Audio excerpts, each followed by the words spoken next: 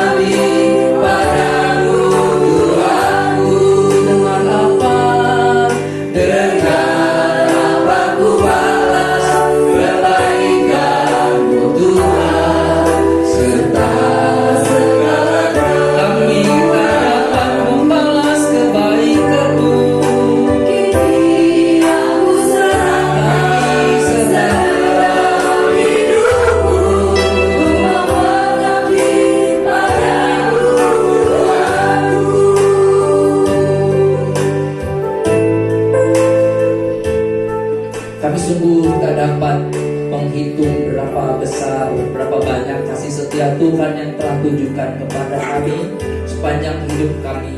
Di sepanjang perjalanan hidup kami, Tuhanlah yang menuntun dan menyertai. Betapa besar kasih setiamu. Kami hanya dapat menaikkan ucapan syukur dan puji-pujian dan penyembahan kepada-Mu ya Bapa. Sekarang kami mau mendengar nasihat-Mu.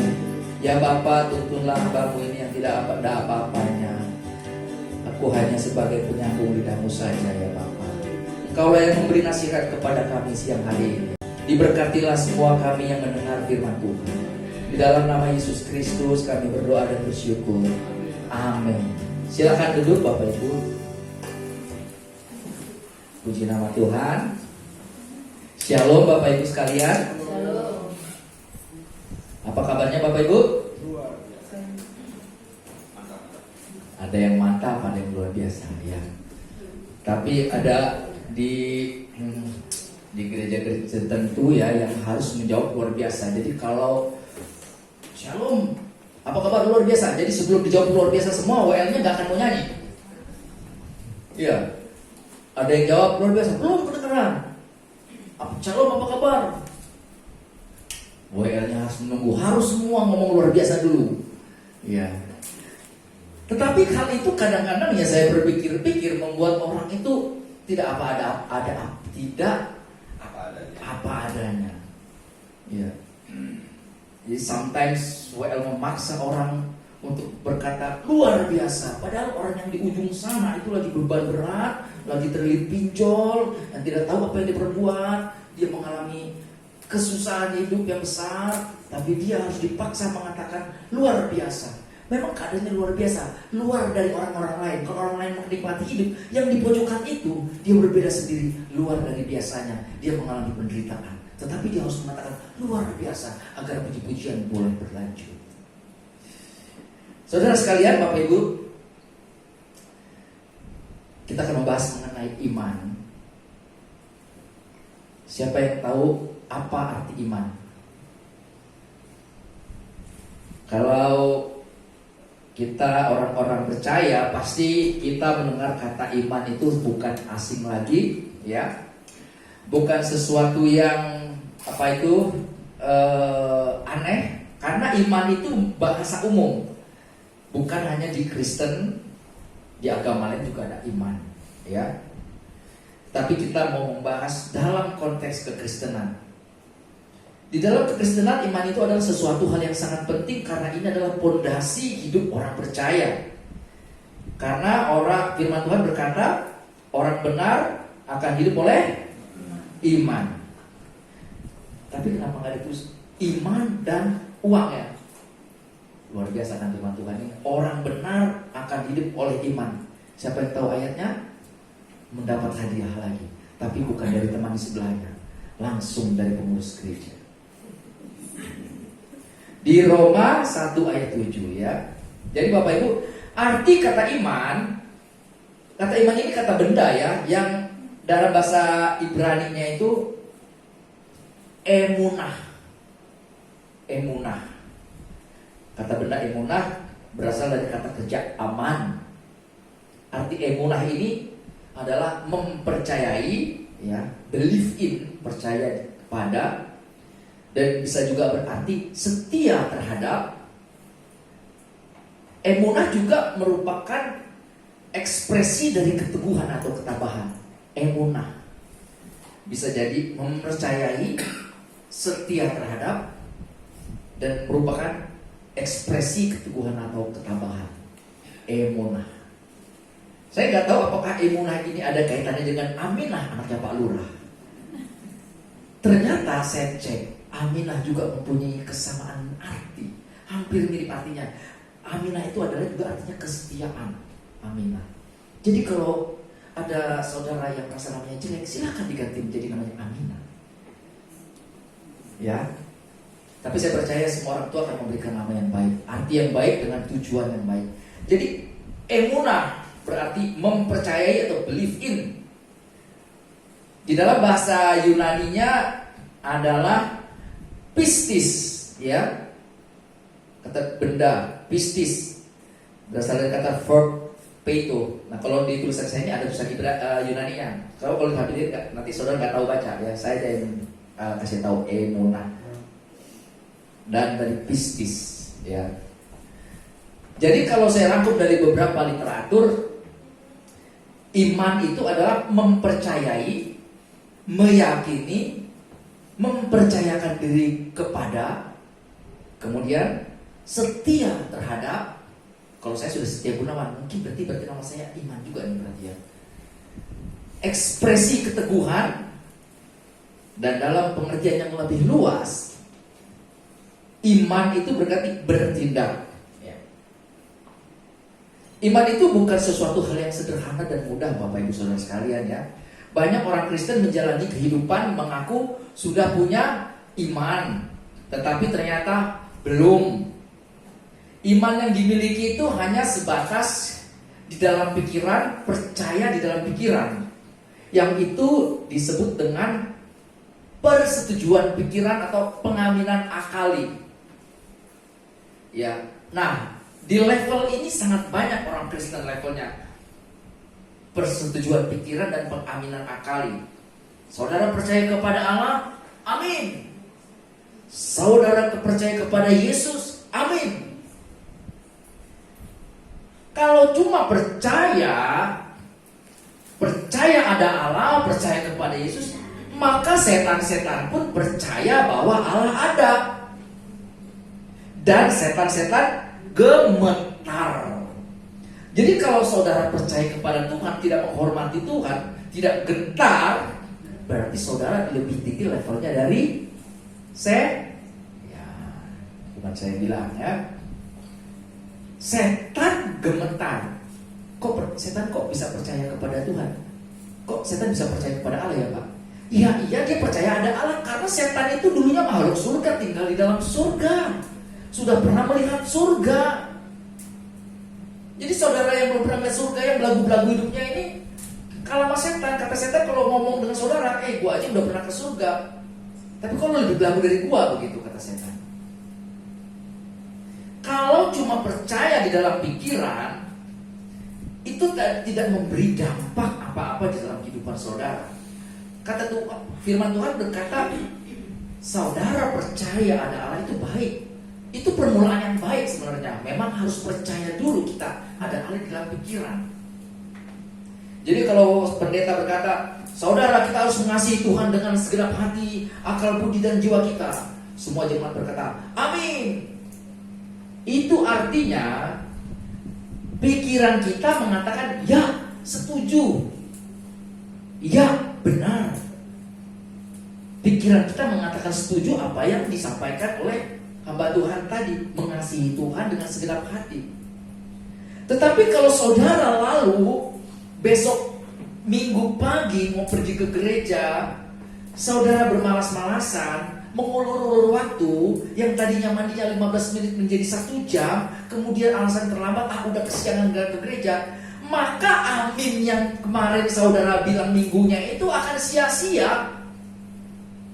Benar gak Bapak Ibu? Ketika kita mengatakan amin, kita mengasihi Tuhan, maka tidak dinyatakan dengan perbuatan, maka aminnya itu sia-sia. Karena amin itu baru persetujuan pikiran tadi. Kalau kita setuju, maka harus kita melakukan apa yang kita telah setujui. Takkan pernah ku bawa selain yang terbaik. Takkan pernah ku bawa selain yang terbaik, yang harum dan sejati. Tetapi nyatanya gak pernah bawa apa-apa ke Tuhan. Ini berarti apa yang diucapkan, yang diyakini di dalam pikiran tidak nyata. Lalu malaikat tanya, kamu tadi ngomong apa? Itu tadi saya tanya, membawa yang terbaik buat Tuhan, takkan membawa yang tidak baik. Oh, sekarang kamu bawa apa? Enggak bawa apa-apa. Nah, ini bukan tindakan iman. Kita akan belajar iman mengenai iman di dalam Yakobus. Mari kita membaca kitab Yakobus 2. Sudah ketemu semua? Yakobus 2 ayat 14 sampai nanti 20.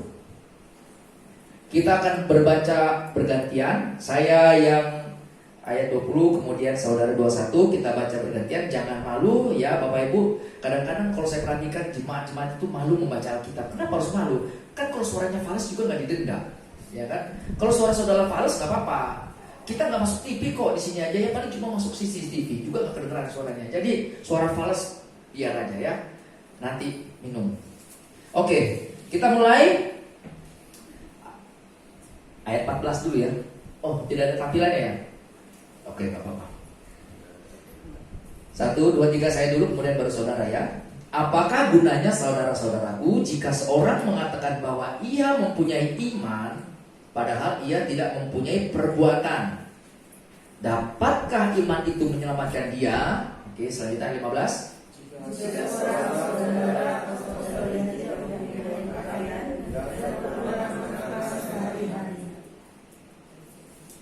dan seorang dari antara kamu berkata, selamat jalan, kenakanlah kain panas dan makanlah sampai kenyang, tetapi ia tidak memberikan kepadanya apa yang perlu bagi tubuhnya, apakah gunanya itu? demikian juga halnya dengan iman. Jika iman itu tidak disertai perbuatan, maka iman itu terbaikkan dalam hati. Tetapi mungkin ada orang berkata, padamu ada iman dan padaku ada perbuatan. Aku akan menjawab dia, tunjukkanlah kepadaku imanmu itu tanpa perbuatan, dan aku akan menunjukkan kepada kamu imanku dari perbuatan-perbuatanku. Kamu percaya bahwa hanya ada satu Allah saja, itu terbaik. Tetapi jika kamu juga percaya akan hal itu dengan mereka berkata, Hai manusia bebal, maukah engkau mengakui sekarang bahwa iman tanpa perbuatan adalah iman yang kosong? Saya lanjut ayat 24. Jadi kamu lihat bahwa manusia dibenarkan karena perbuatan-perbuatannya dan bukan hanya karena iman. Ayat 26 yang terakhir. Sebab seperti tubuh tanpa roh adalah mati, demikian jugalah iman tanpa perbuatan-perbuatan adalah mati. Saudara sekalian, Yakobus menulis surat ini kepada 12 suku di perantauan. Jadi mereka tinggal di luar Palestina. Surat ini ditujukan untuk memberi dorongan motivasi kepada orang-orang percaya di luar Palestina, di perantauan, yang mereka hidup di antara bangsa-bangsa yang lain, bangsa-bangsa bukan Yahudi, bangsa-bangsa dari berbagai kepercayaan, dan juga mereka yang hidup di tengah-tengah kesulitan hidup dan penganiayaan berat. Makanya di dalam Yakobus ini, di dalam pasal 1-2 itu ada mengenai kesulitan-kesulitan hidup juga dijelaskan. Supaya orang-orang ini diberi ayat ini agar mereka tetap konsisten dengan ajaran Tuhan Yesus Kristus dan menunjukkan iman kepada orang-orang di sekitarnya dengan perbuatan nyata. Nah, tapi kitab Yakobus ini rupa-rupanya ditentang ya oleh seorang teolog yang bernama Martin Luther, ya termasuk bapak reformator gereja, ya. Dia tidak menyetujui kitab Yakobus ini sebenarnya dimasukkan dalam kanon Alkitab. Jadi kalau boleh kitab ini tidak dimasukkan di dalam Alkitab kita, jadi dibuang, dihilangkan.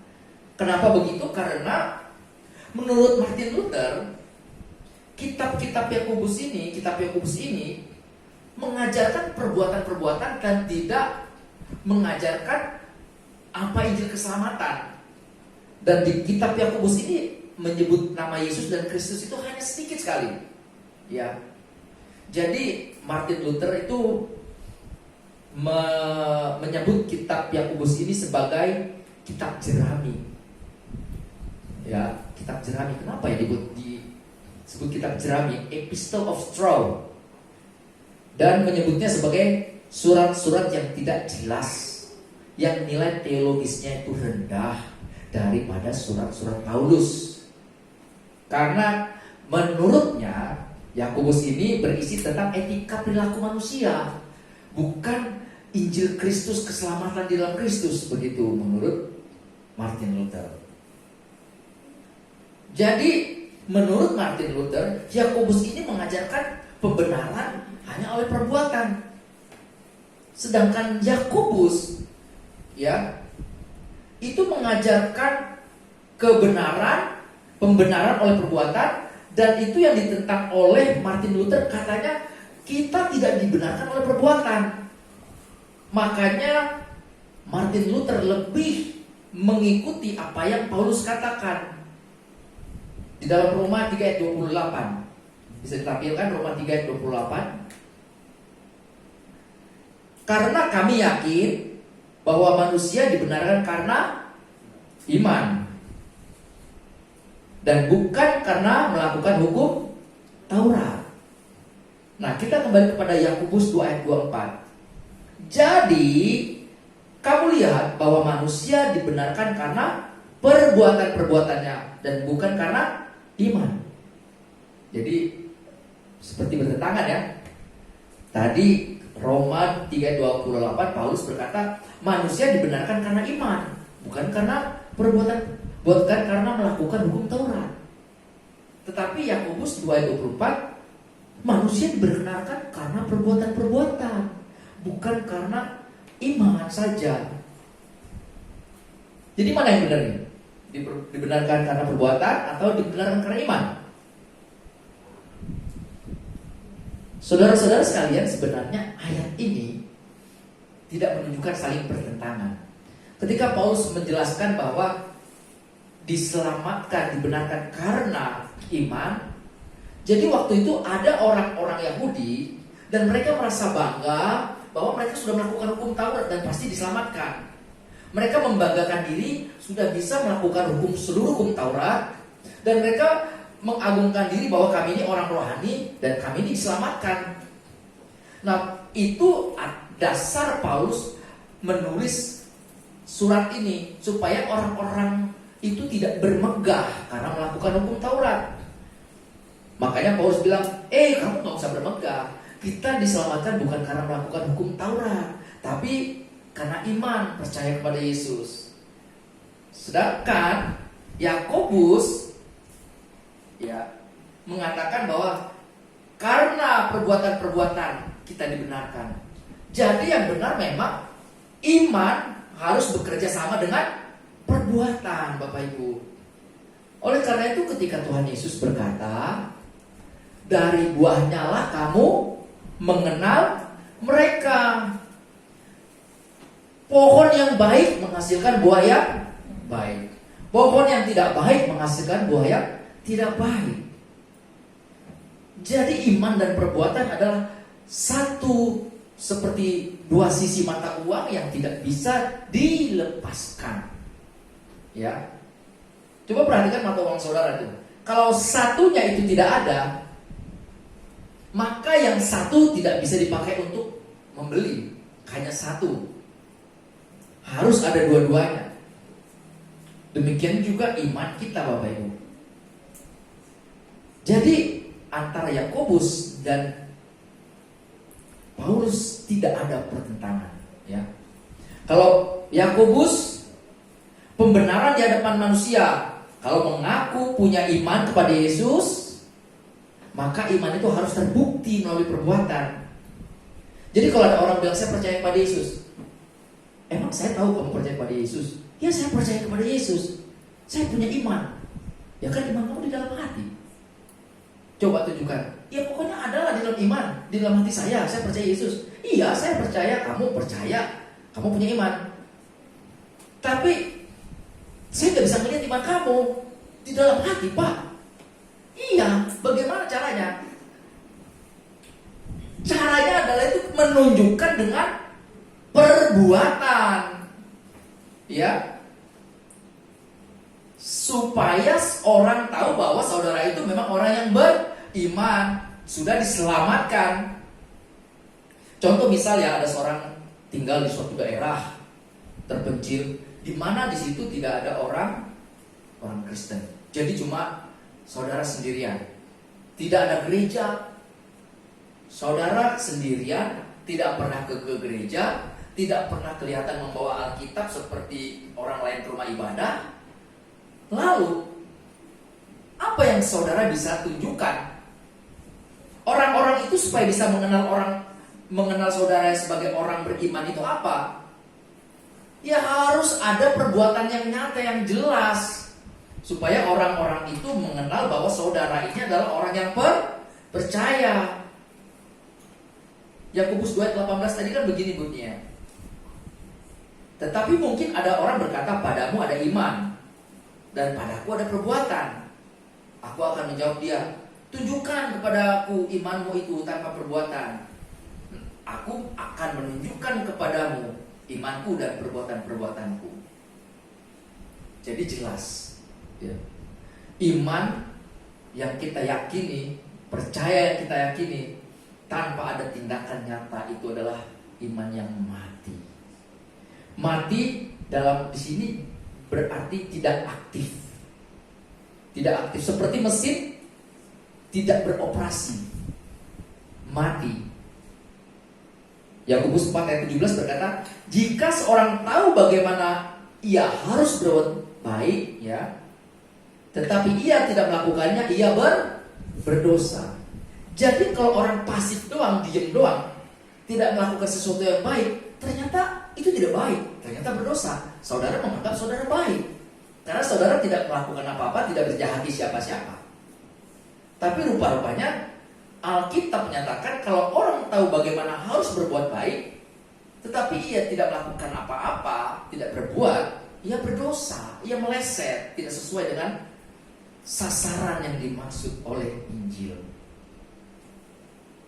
Nah, tadi dari pandangan Yakobus bahwa iman harus ada perbuatan. Dari Paulus mengatakan pembenaran di hadapan Allah hanya oleh iman. Betul. Keselamatan hanya oleh iman. Kita tidak ada jasa kita, tidak ada jasa apapun yang membuat kita diselamatkan. Hanya oleh pengorbanan Kristus, kasih karunia, percaya kepada Yesus, kita diselamatkan. Jadi iman yang menurut Paulus dan iman yang menurut Yakobus sama-sama benar. Ya, Yakobus dan Paulus sama-sama menggunakan Abraham sebagai contohnya. Kemudian juga di Yakobus menggunakan Rahab sebagai contohnya. Tahu kisah Rahab, saudara? Siapa Rahab? Rahab ini adalah orang yang menyembunyikan pengintai ketika pengintai itu masuk ke Yeriko. Ya. Jadi Rahab ini padahal dia hanya seorang PSK, pelacur, ya. Tetapi luar biasanya Rahab ini namanya ditulis di Alkitab beberapa kali. Namanya ditulis di dalam silsilah keturunan Tuhan Yesus, Rahab.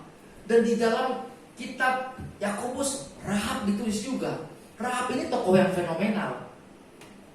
Apakah Rahab ini orang yang percaya kepada Tuhan? Apakah orang beriman?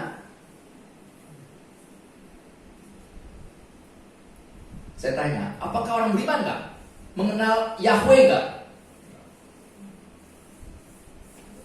Ketika orang Israel pengintai itu datang, lalu dalam Yosua 2, Rahab mengatakan, kami telah mendengar perbuatan Allah yang sudah membelah laut, dan kami gemetar, dan kami juga yakin bahwa Tuhanmu akan memberikan tanah ini kepada kamu.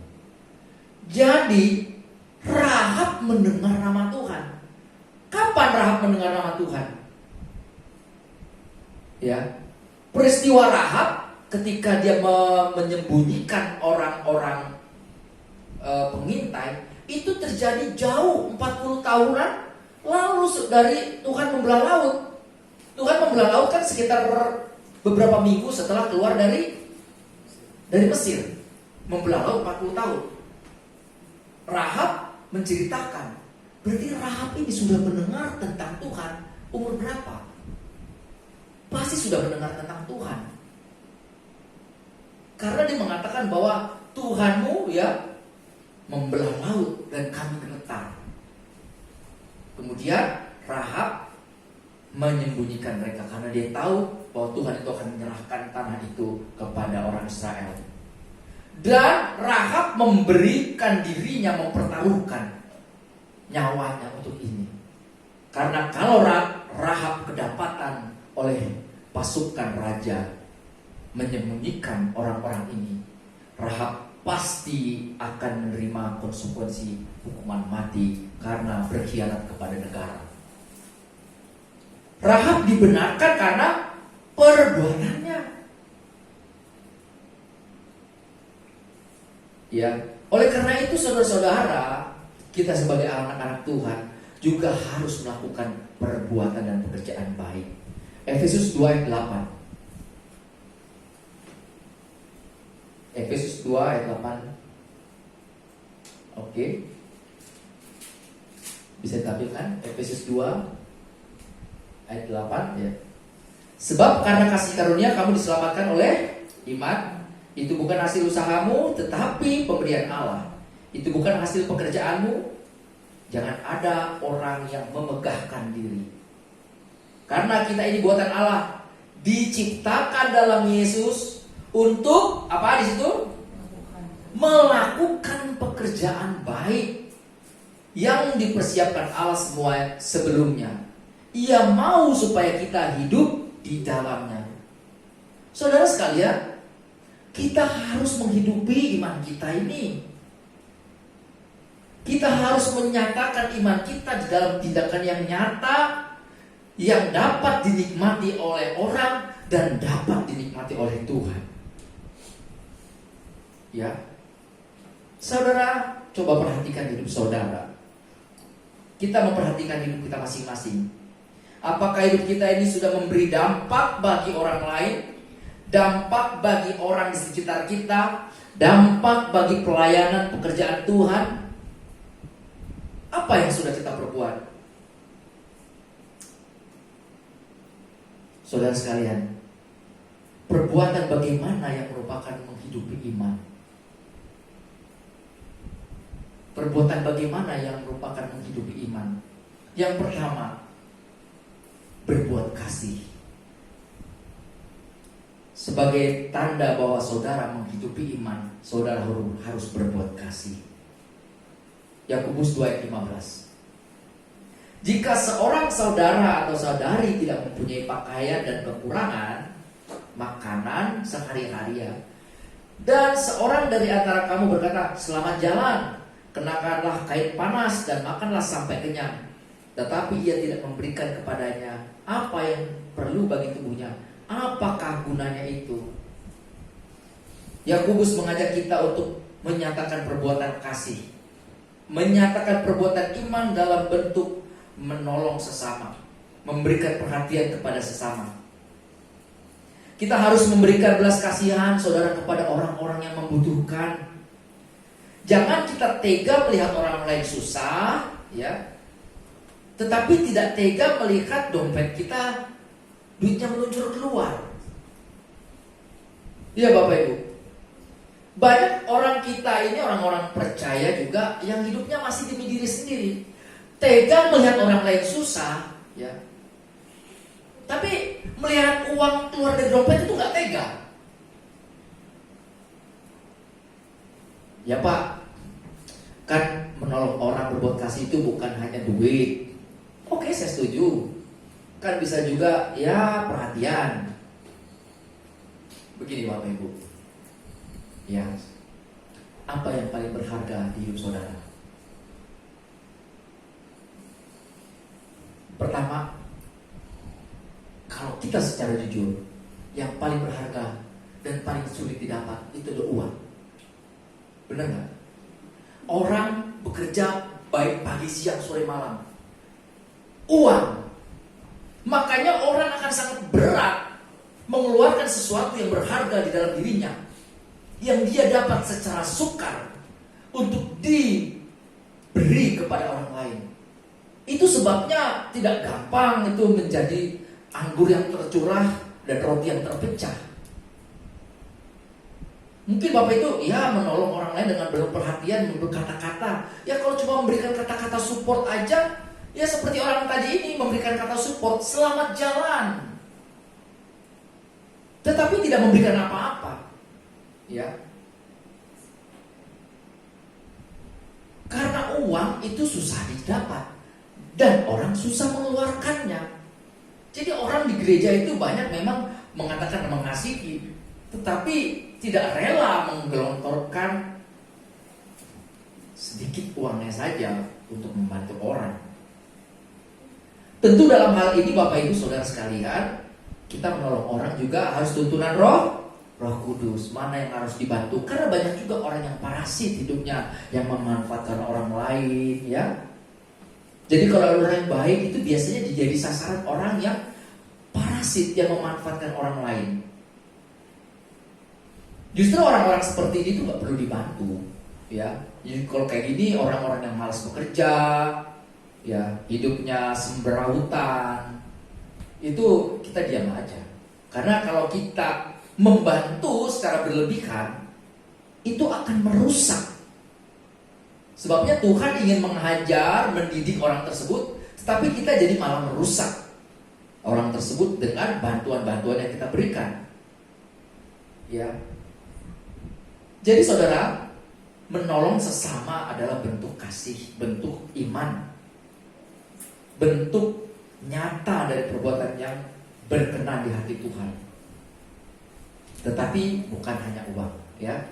Perhatian, sikap. Bantuan itu berupa selain uang, tenaga, waktu saudara. Untuk membesuk orang sakit juga kan perlu waktu, benar nggak? Banyak orang kan sibuk, ya, tidak rela juga mengorbankan waktu. Yang kedua adalah perbuatan yang merupakan menghidupi iman, memiliki integritas yang tinggi. Ini berat ini. Tahu gak arti integritas apa? Siapa yang tahu arti integritas? Yang bisa menjawab, saya ucapkan terima kasih. Integritas maksudnya hidup sesuai dengan prinsip-prinsip Tuhan. Jujur, konsisten, memenuhi komitmen. Jadi gampangnya gini Bapak Ibu, kalau bahasa-bahasa tadi terlalu panjang, ya. Jujur, konsisten, memenuhi komitmen. Kalau dipersingkat, integritas itu adalah apa yang diucap sesuai dengan tindakan. Apa? Apa yang diucap sesuai dengan tindakan. Contoh praktisnya bagaimana contoh praktisnya? Oke, saya mengambil contoh di dalam pelayanan. Di dalam pelayanan, orang yang memiliki integritas, dia harus menjalankan tugas dan pelayanannya itu dengan penuh tanggung jawab sesuai dengan kesepakatan yang sudah disepakati di dalam organisasi gereja itu. Ya. Orang sering tidak memiliki integritas dalam hal ini. Ini contoh kecil di dalam pelayanan. Kesepakatan sudah dibuat, ibadah jam sekian, lalu ibadah tengah minggu. Tetapi para pelayan-pelayan tidak sungguh-sungguh datang melayani. Itu tidak memiliki integritas. Orang yang tidak memiliki integritas salah satu juga adalah yang menyerahkan tugas pelayanan yang penting kepada seseorang tanpa persiapan yang memadai. Waduh, ini berat ini. Ini harus dipertanyakan ini integritasnya. Jadi ada orang melayani, harusnya dia WL pagi ini. Karena dia di rumah habis sambit-sambitan sama suami, berantem ya, sambit-sambitan batu. Kemudian dia merasa gak sejahtera, dia langsung kontak pengurus. Sorry, saya gak enak badan. Lalu tolong digantikan dengan yang lain. Kemudian digantikanlah dengan yang lain. Siapa yang ada di gereja? Itu namanya Ling. Si Ling tanya, Ling, itu si Noni, dia gak bisa ke gereja, gak bisa tugas, jadi kamu gantiinnya. Wah, si Ling kalang kabut. Yang lain aja deh, kayaknya kamu aja yang bisa. Ling tidak memiliki persiapan yang memadai. Lalu pengurus biasa menggunakan bahasa yang paling rohani dari segala bahasa. Tenang, kamu dipimpin Roh Kudus nanti. Waduh. Ini orang-orang yang tidak menunjukkan integritas dalam pelayanan, tidak menggenupi iman. Kalau semacam orang yang tiba-tiba membatalkan pelayanan lalu menggantikan orang lain yang tidak kapasitasnya. Lalu dia bernyanyilah si Ling di sini. Ku mendaki ke Bukit Sion. Keceplosan kata-katanya. Ku mendaki ke bukit apa yang lain? Ke Bukit Teletabis. Karena tidak persiapan. Ya. Jadi makanya saudara sekalian semua di sini saya yakin semua melayani Tuhan. Amin. Semua pelayan Tuhan kan di sini ya. Ada yang nggak pelayan Tuhan nggak? Kalau nggak pelayan Tuhan hanya satu kemungkinan lagi, pelayan setan. Jadi semua saya anggap saudara pelayan Tuhan. Milikilah komitmen yang jelas di dalam melayani Tuhan. Ya. Jadi kalau saudara memiliki komitmen, integritas, konsisten memenuhi komitmen, itu saudara menghidupi iman. Saya sedikit cerita. Ini bukan bermaksud saya menyombongkan diri saya, Bapak Ibu, tetapi kiranya saya juga harus menjadi teladan yang baik, bukan? Saya selama pelayanan, selama saya masih SMA, saya sudah pelayanan, Bapak Ibu. Baik guru sekolah minggu, pemain musik. Waktu saya kuliah, saya memain musik untuk ibadah wanita Bethel Indonesia, main keyboard. Karena biasanya yang melayani musik adalah anak-anak sekolah Alkitab dari Petamburan. Tapi saya memilih jadwal kuliah. Karena waktu itu bisa memilih jadwal kuliah, saya memilih jam maksimal kuliah jam 2 selesai. Dari kampus saya Rawamangun, saya ke Cikini. Dan selama saya kuliah, sampai selesai kuliah, saya yang memainkan musik di kebaktian WBI itu. Gak dibayar. Ya. Dan saya tidak pernah tidak datang. Dan tidak pernah tidak hadir. Selalu hadir. Selama kuliah semester 1 berarti berapa tahun saya melayani di situ. Dan orang-orang anak sekolah Alkitab yang lain nggak punya waktu. Tetapi saya berusaha mengatur waktu supaya saya tetap bisa melayani. Dengan ibu-ibu saya hanya ucapan terima kasih. Ya ada kue sih memang setelah ibadah ibu-ibu. Makanya ibadah komunitas itu enak. Karena waktu itu saya kos-kosan, kismin banget. Jadi ibu-ibu baik gitu ngebungkusin buat saya kue. Ini setia gitu. Wah puji Tuhan. Sampai kos-kosan, saya lihat ada lupis. Lupis ditahan nih, saya masukin ke kulkas ibu kos buat sarapan besok pagi. Yang saya makan adalah kue pastel gitu ya. Jadi melayani Tuhan itu indah. Kemudian saya melayani Tuhan lagi ya. Saya melayani Tuhan sebagai singer, dan ini paling orang saya sebagai singer. Selama saya melayani singer, saya tidak pernah terlambat satu kali pun. Dan selama saya 15 tahun itu, yang saya catat terlambat satu kali itu pun tidak terlambat fatal. Begitu, karena kita peraturannya bahwa setiap pelayan Tuhan yang naik ke panggung, yang terlambat tidak boleh lagi naik. Jadi begitu saya terburu-buru, itu memang macet luar biasa. Saya padahal dari rumah itu di jam 4 lewat Kemayoran, waduh macet. Saya ditelepon, di mana? Waduh, masih di sini. Begitu sampai parkiran Ganyam ada penuh, saya muter-muter. Waduh, repot juga nih kalau bawa mobil. Besok nggak mau bawa mobil lagi dah, saya pikir. Muter, ketemu parkiran. Ibadah jam 6. Jam 6 kurang 3 menit, saya masih di lantai 5 di parkiran mobil. Saya buru-buru. Begitu udah buru-buru, sampai lift. Wah, liftnya masih nunggu di atas. Nunggu lagi turun. Saya kejar. Begitu saya masuk ruangan, singernya udah pada berbaris. Kemudian yang kenalan dengan saya bilang, cuma begitu doang. Karena begitu dia naik, saya udah gak boleh. Padahal belum mulai ibadah, udah naik WL. Tapi sebenarnya, ya kalau di gereja-gereja kecil begini ya mungkin naik juga labah saya gitu. Tapi kalau di sana tidak, ketat peraturannya. Begitu saya keluar, buka pintu, teman saya langsung bilang, hanya terlambat sekian detik, dan itu sekali saja. Ketika banjir melanda, ya, saya habis menikah, saya kos di Keranggan, naik motor jaraknya dari Keranggan ke Roxy Square itu jauh. Hujan badai saya labas, dan saya tidak pernah terlambat karena saya berkomitmen melayani Tuhan, menghargai pelayanan Tuhan. Itu saya. Saya bukan mau membanggakan diri saya. Saya mengajak saudara berkomitmen melayani Tuhan. Sungguh-sungguh. Kalau saudara tidak bisa berkomitmen melayani Tuhan, saudara lebih baik mikir-mikir dulu untuk melayani Tuhan. Melayani Tuhan itu gak gampang.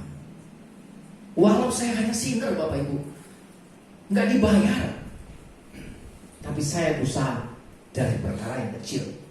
Saya taat. Ya. Bahkan orang berkata kepada saya, Setia, lu udah lama banget singer. Dari 2005 sampai 2020, 15 tahun. Kapan lu jadi WL-nya, jadi pembicaranya? Itu seorang WL yang bilang pada saya sendiri. Kalau saya sebut namanya mungkin sebagian di sini tahu. Ya, ini ajalah, setia ajalah di sini sama perkara kecil. Nanti Tuhan berikan perkara yang besar. Iya dong, lu kapan jadi WL-nya, jadi pengkhotbah lah minimal. Lu udah bisa lah. Jangan WL terus, jangan singer terus. Di dalam hati saya kadang-kadang, iya ya, lama juga ya melayani. Tetapi saya tetap konsisten, ya. Dan salah seorang yang kenal baik dengan saya, WL senior, lalu bilang, kau ini singer yang selalu setia datang pagi-pagi. Saya ditepok-tepok beliau. Dan saya mau melakukan itu. Itu menunjukkan iman. Itu perbuatan iman. Amin. Lakukan apa yang saudara bisa lakukan untuk Tuhan. Itu perbuatan iman. Kalau saudara mengasihi Tuhan, saudara tidak berbuat apa-apa untuk Tuhan, maka saya mempertanyakan iman saudara. Yang ketiga, perbuatan iman, menyerahkan diri sepenuhnya, tidak menyisakan apapun. Menyerahkan diri sepenuhnya, tidak menyisakan apapun untuk Tuhan. Saudara sekalian, wujud nyata menghidupi iman, yaitu kita melayani Tuhan sepenuh hati kita. Apapun yang saudara lakukan, baik engkau makan, engkau minum, lakukanlah untuk kemuliaan Tuhan. Kita melakukan segala sesuatu seperti untuk Tuhan. Anak-anak yang masih kuliah, bekerja, belajar, itu melayani Tuhan. Itu pekerjaan Tuhan. Studimu itu, mengerjakan skripsi itu melayani Tuhan. Itu pekerjaan Tuhan. Jangan dijoki skripsi. Tahu dijoki ya skripsi ya? Ada dijoki skripsi. Orang Kristen ikut joki skripsi. Ya. Jadi apapun yang kita lakukan itu melayani Tuhan, itu wujud nyata. Kalau kita berdagang, urus dagangan dengan baik. Itu adalah wujudnya juga hidup beriman. Jangan dagang nipu-nipu. Ya. Kalau misalnya orang dagang misalnya sepatu, sendal ya.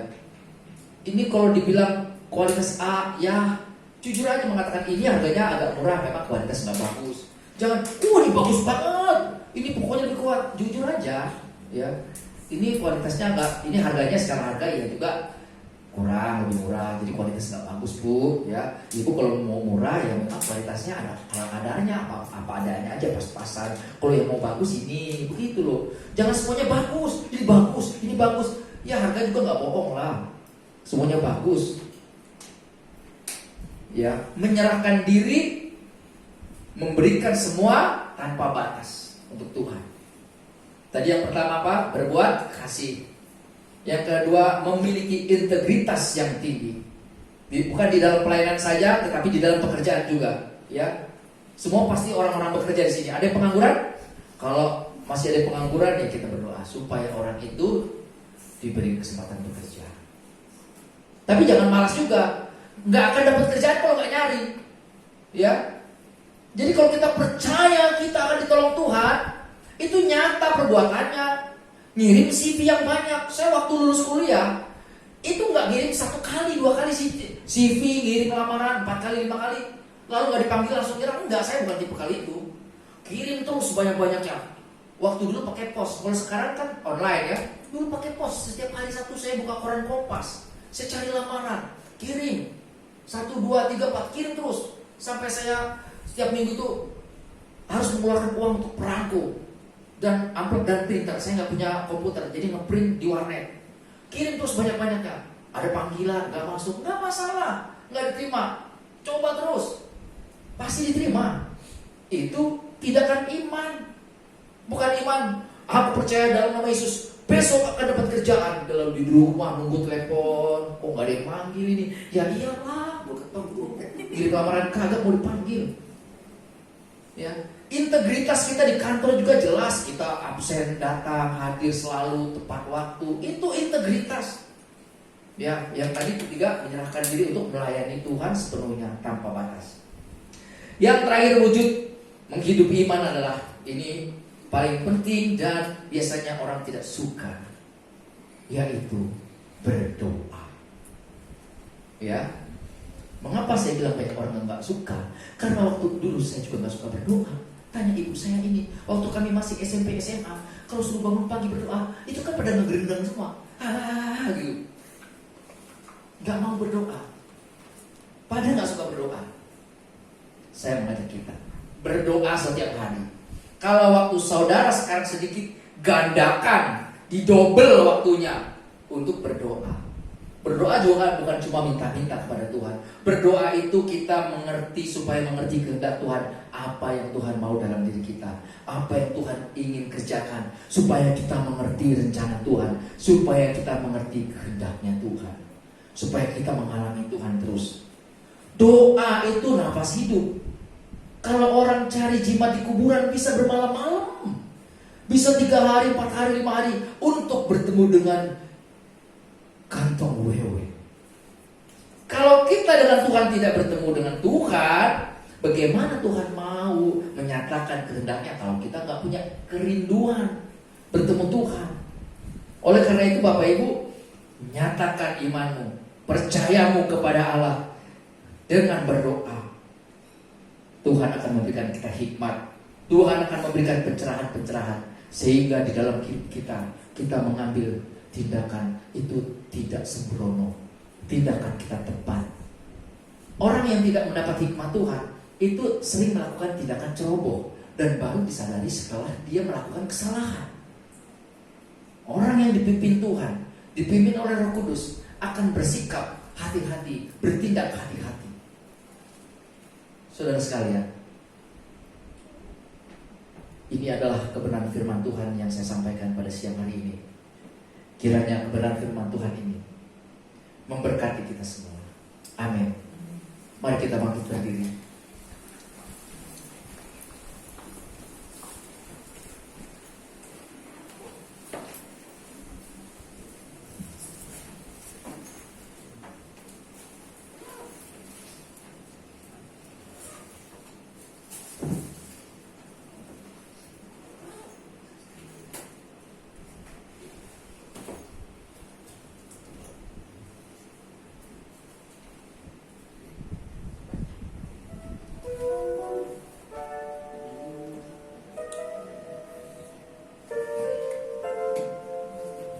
Ku mau seperti-Mu Yesus,